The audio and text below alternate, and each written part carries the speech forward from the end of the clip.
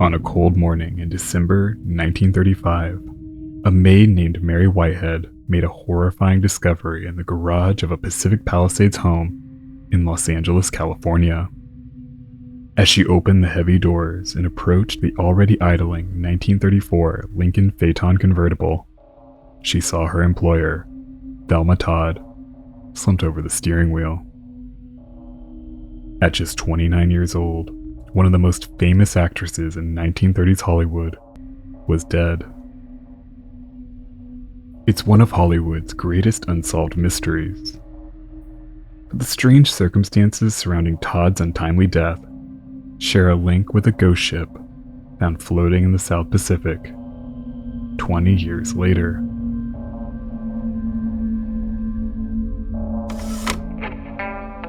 Before we get too deep into things, I want to take a quick second to talk about the sponsor of today's video, Incogni.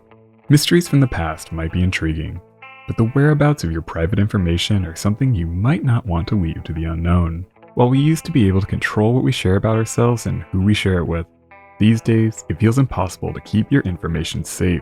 Anyone can use that to bombard you with unwanted calls, texts, and emails, or even steal your identity. That's where Incogni comes in.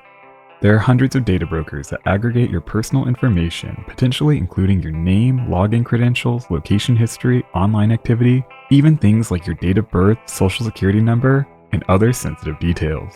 Once they get that information, they sell it to the highest bidder. With one simple sign-up, Incogni will contact data brokers on your behalf and request that they remove your personal information. They handle the whole removal process for you. And with Incogni's custom removal feature, if you find a site with your information, just copy the link and send it to Incogni. They're the experts at removing data that shouldn't be available. And it's not just a one-time thing. They will continue to monitor these data brokers to make sure that your data stays off the market and remove it whenever it pops up. This helps cut down on all that annoying spam and adds some protection in an unpredictable world. Take your personal data back with Incogni. Use code OLDBOATS at the link below to get 60% off an annual plan. Incogni also offers a 30-day money-back guarantee, so there's no risk in trying it out. Help me, Thelma. It's caught there in that hole. Now push it through. There. Look out, look at the brake. Got it right. Can't you move the wheel? Of course you can. Oh, my goodness, it's hard to crawl over. I better drive, Stacey. No, it's all right. Thelma Alice Todd was born in Lawrence, Massachusetts on July 29, 1906. Always a bright student, Todd initially studied to be a school teacher. To support herself financially, she began modeling and entering local beauty pageants. In 1925, she was crowned Miss Massachusetts. Her beauty and charisma soon gained the attention of a Hollywood talent scout, and she was offered a minor contract with Paramount Studios for a talent training program. She quickly took on a number of small silent film roles. But as the industry transitioned to sound at the end of the 1920s, Todd's wit and acting abilities set her apart from her peers. By 1929, she was headlining major comedies alongside stars like Harry Langdon, Charlie Chase, Laurel and Hardy, Buster Keaton, and the Marx Brothers. Over the course of her career, she appeared in approximately 120 features and shorts. Todd's on-screen persona was unique. Rather than playing a ditzy blonde or an empty, pretty face, she often portrayed intelligent, level-headed working girls who remained poised despite the comedic chaos of her co-stars, the perfect straight-faced foil to anchor farcical situations. Throughout her career, Todd fought to maintain independence, and she was open about refusing the advances of powerful producers and studio bosses. She briefly married Pat DiCicco, a man rumored to have ties to the mafia.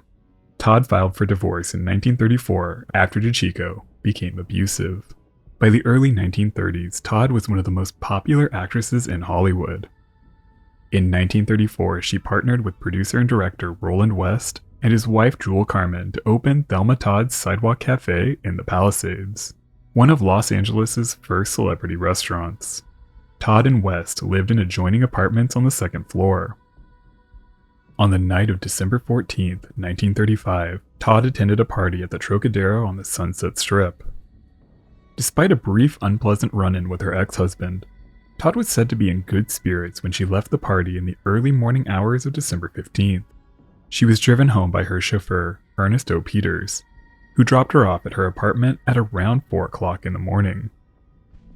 She wasn't seen again until her body was discovered the following morning. An autopsy found that Todd was only lightly intoxicated at the time of her death.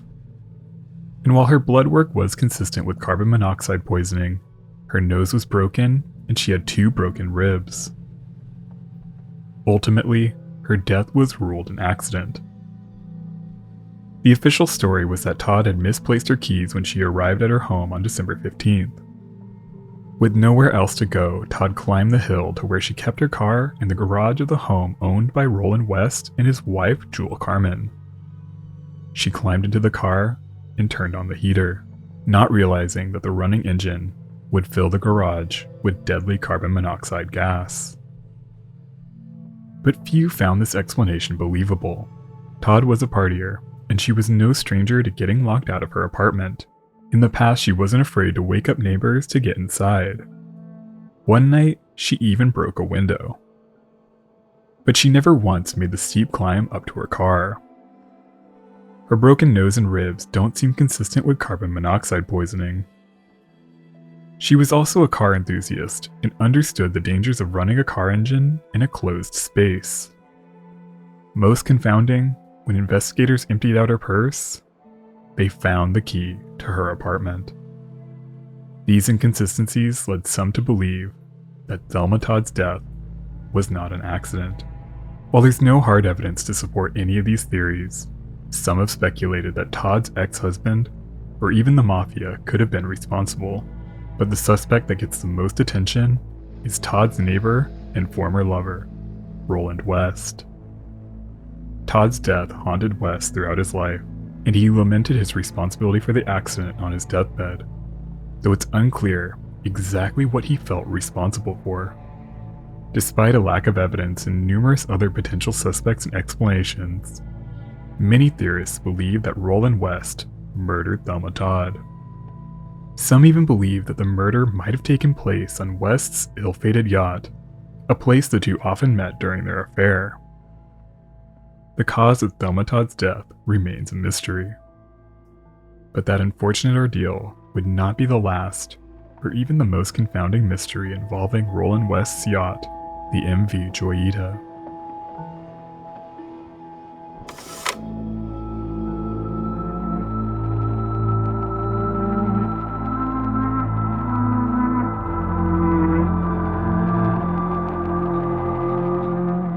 In 1931, Roland West commissioned the Wilmington Boat Works in Los Angeles, California, to build a new pleasure yacht.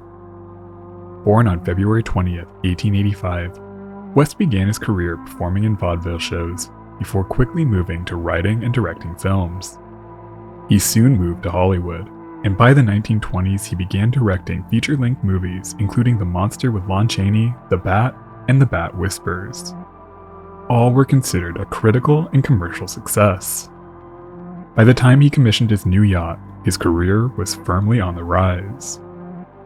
The 69-foot or 21-meter wooden-hulled luxury yacht was named MV Joyita, named after West's wife, actress Jewel Carmen. Joyita is Spanish for Little Jewel. The new vessel followed a plan originally commissioned for an Alaskan cannery tender, designed by marine architect Ted Geary. She was powered by twin diesel 120 horsepower Atlas engines. Her hull was constructed from heavy 2-inch cedar planking on oak frames, and she came in at 70 tons. The Joyita joined an exclusive fleet of Hollywood yachts anchored at San Pedro. While smaller than some of the other luxury yachts owned by moguls, directors, and stars, West spent lavishly on his new toy. She was given the latest navigational aids, including an automatic pilot. Large ice boxes and comfortable swivel chairs were installed for big game fishing. Inside, she was decorated with fine furnishings and wood paneling, all designed to provide comfort, but also show off the film producer's status. In addition to fishing trips, the yacht hosted cocktail parties and intimate gatherings. While the Joyita was named for Roland West's wife, that didn't deter him from using the ship to carry out his extramarital affairs. In 1931, West made Corsair, starring Thelma Todd, who she was credited as Allison Lloyd.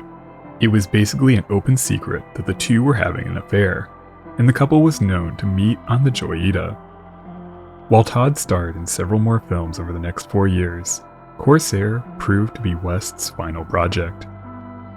Todd's mysterious and untimely death in December 1935 forever changed his life.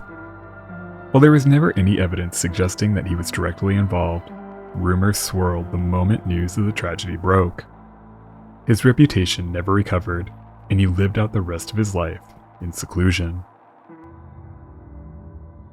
Not long after Todd's death, the Joyita was sold in 1936. Her new owner, a man named Milton E. Bacon, apparently claimed that Thelma Todd's perfumes and other toiletries were still on board the ship when he took possession. He frequently sailed the yacht to Mexico and to San Francisco. After the attacks on Pearl Harbor, the Joyita was requisitioned by the United States Navy. She was sent to Pearl Harbor and used as a patrol boat. Bad luck never seemed far behind. In 1943, she ran aground, significantly damaging her wooden hull. She was repaired and served out the rest of the war without any major incident. In 1946, she was purchased by the Louis Brothers firm and converted into a fishing vessel. Her engines were reworked and much of her lower interiors were stripped out and converted into refrigeration holds, with 640 cubic feet of cork installed in 5-inch slabs for insulation. The sheer volume of cork contained within the ship made her virtually unsinkable. A new owner purchased Joyita in 1950, but they had little use for the ship. In 1952, she was sold once again, this time to an American anthropologist, Dr. Catherine Lumala, then a professor at the University of Hawaii. Shortly after, she chartered the ship to her friend, Thomas Henry Miller, who went by the nickname Dusty. The Joyita was something of a gift for the 39-year-old captain. It was a lifeline that could lift Captain Miller out of his slump and finally give his life purpose and meaning. But fate had other plans.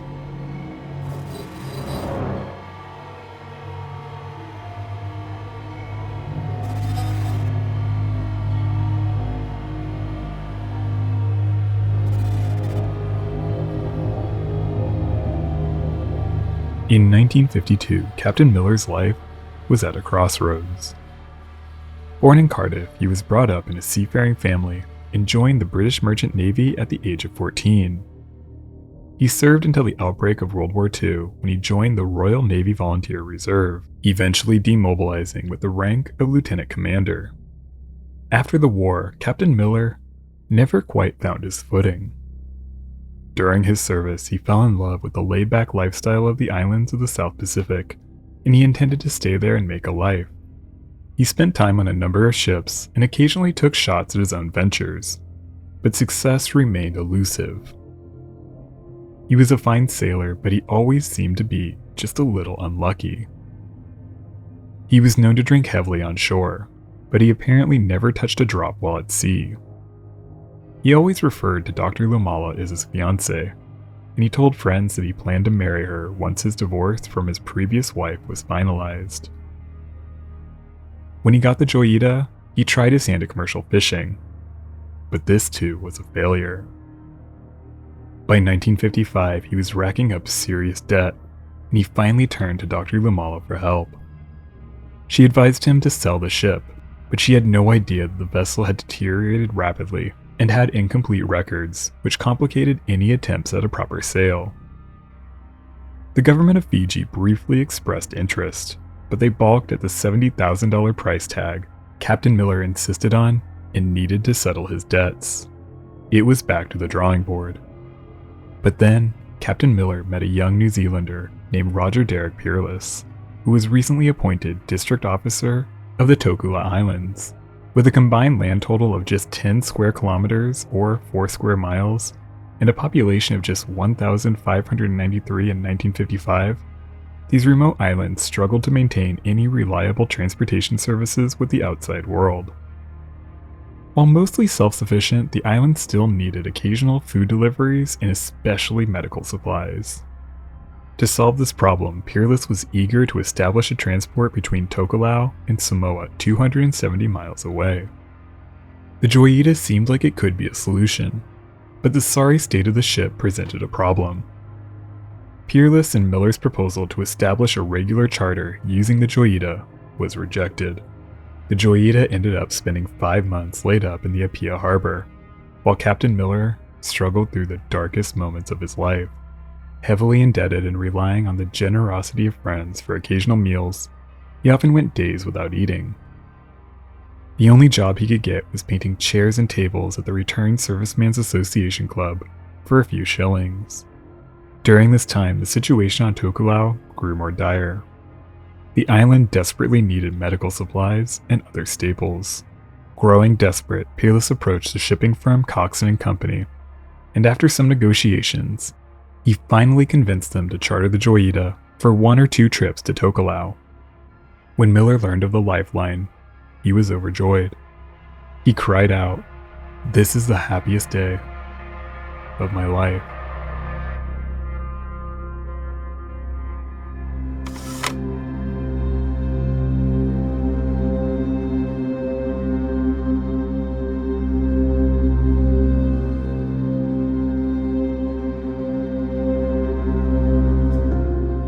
With the new commission secured, Captain Miller went to work cleaning up the Joyita and securing his crew.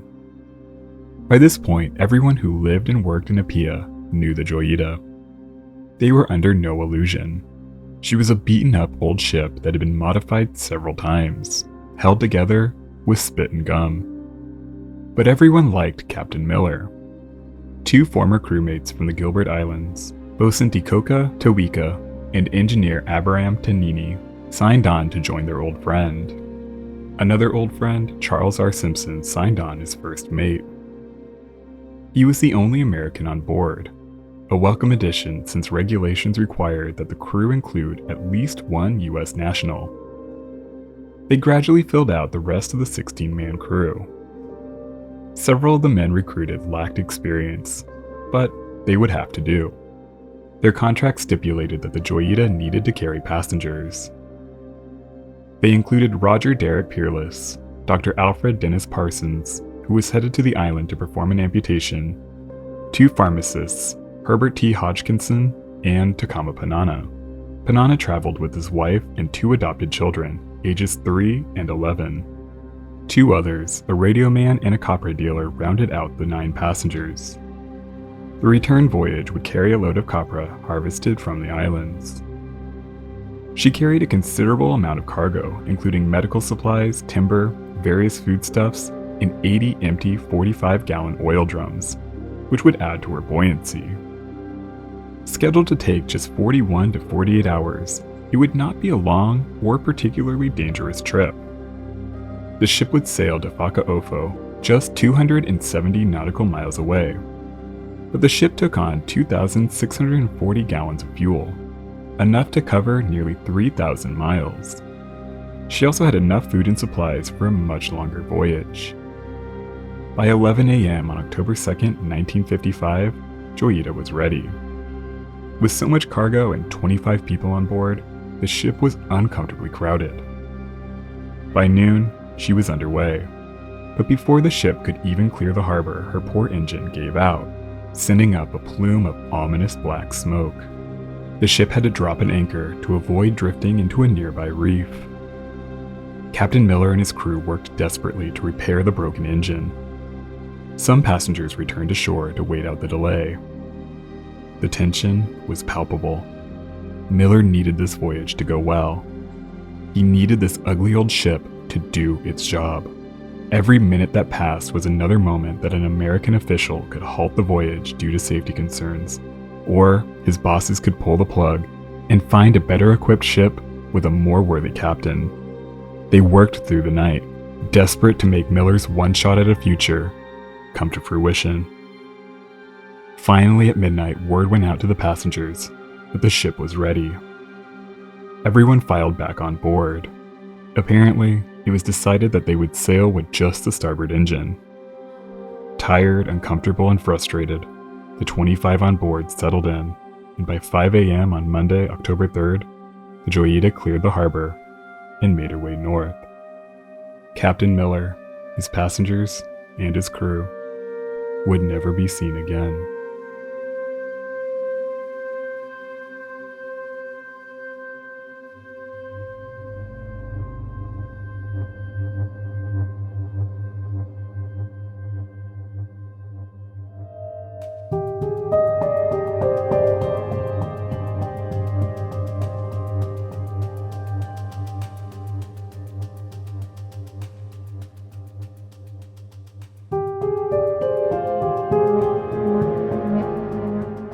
The Joyita was due to arrive in Whakaafo in the Tokalaus on October 5, 1955, but by the 6th, with still no sign of the ship, she was reported overdue.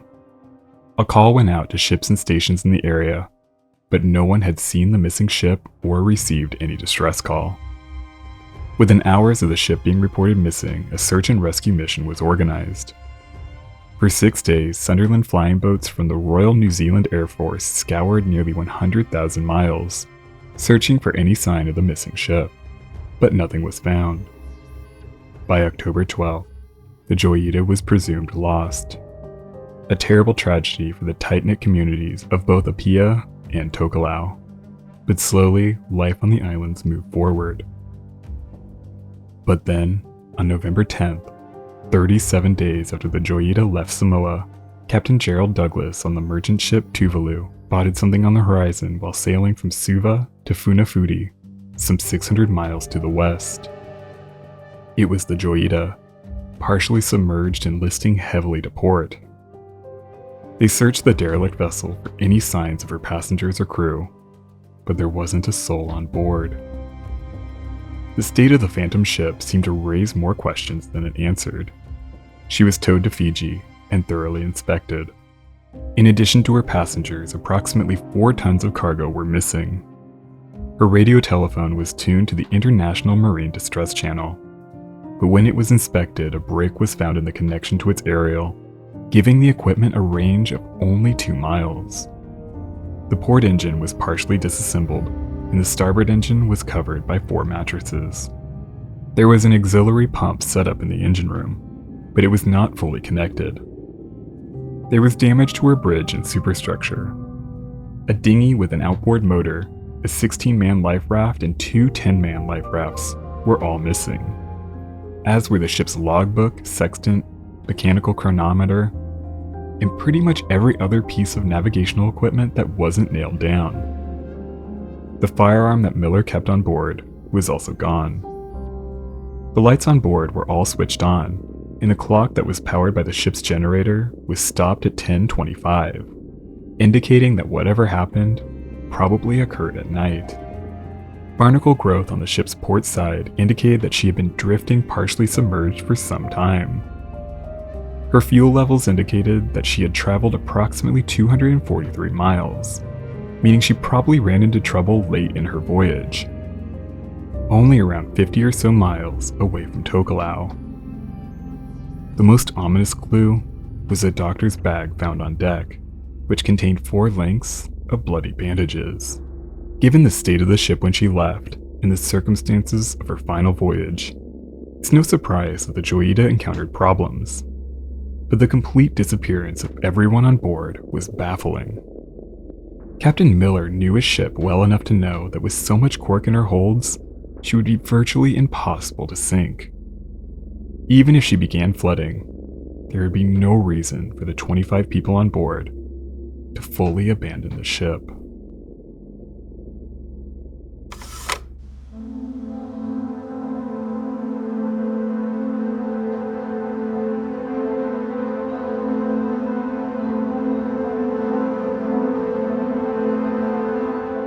An inquiry into the tragedy held in Apia in February 1956 found that the Joyita's flooding was caused by a fractured cooling pipe.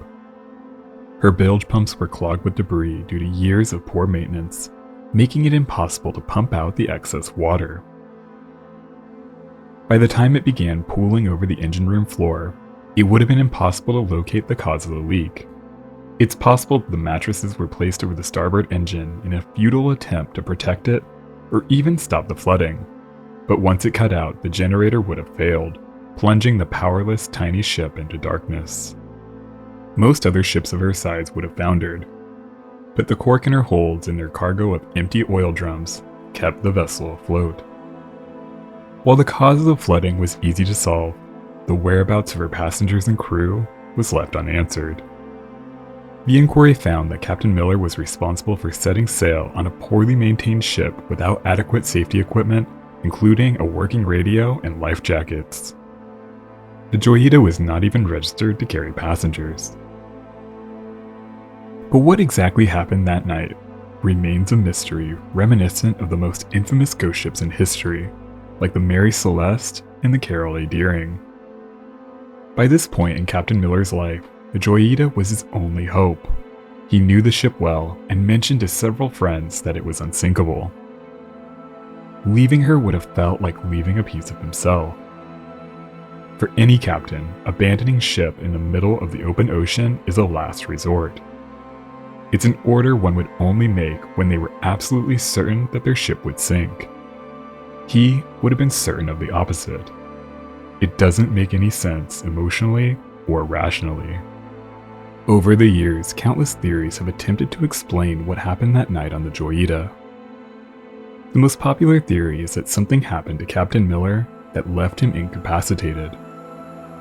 Tension was running high before the ship left Apia. When the flooding began, it's possible that the crew began to panic. A fight could have broken out that left Miller injured or even worse. Then, as the flooding grew worse, someone with less knowledge of the ship thought that she was doomed and ordered her abandoned. Perhaps Miller was injured in a less nefarious accident.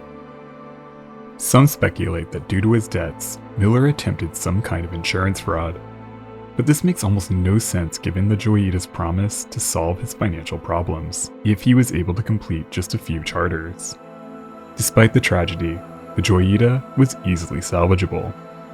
She was auctioned off and completely overhauled, but her future was clouded by legal disputes and a series of groundings that left many to believe that she was cursed. In November 1959, she ran aground in Fiji. She was refloated, but she soon began taking on water. Her pumps were installed backwards, so when they were switched on, they pumped water into the ship. Finally, her owners gave up and beached the cursed ship. She was soon stripped of parts, and despite some futile attempts to turn her into a museum, she was eventually fully scrapped in the 1970s.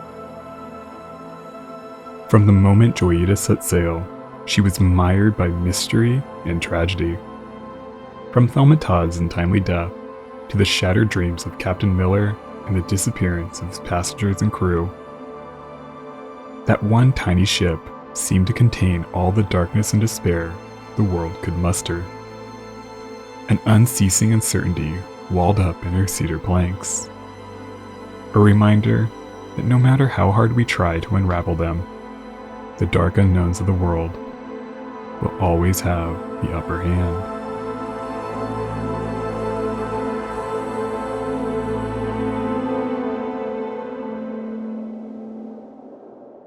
Thank you so much for watching.